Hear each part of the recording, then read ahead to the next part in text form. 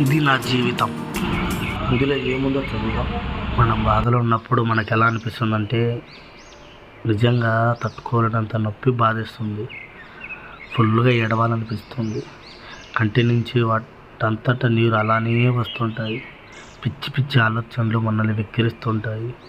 మనం నిజంగా దేనికి పనికిరామో అన్నంతగా మనల్ని దిగజారుస్తాయి.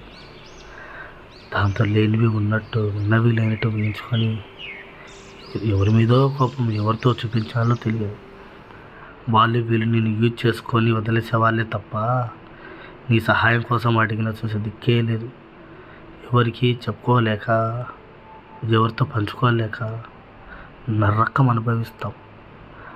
ఆ సమయం మనకు యమగండాలుగా మన చుట్టూ తిరిగినట్టు ఏదో అయిపోతున్నట్టు ఊహించుకుంటాం. ఇలాంటి సమయంలో నిజంగా ఈ మనుషులు వద్దు, ఏమీ వద్దు, అసలు ఈ జీవితమే వద్దురా బాబు, ఇక్కడికి హాయిగా పారిపోవాలనిపిస్తుంది. ఇలాంటి బాధలు ఉన్నప్పుడు మనకు అందరూ ఆనందంగానే కనబడతారు, ఒక్క మనం తప్ప.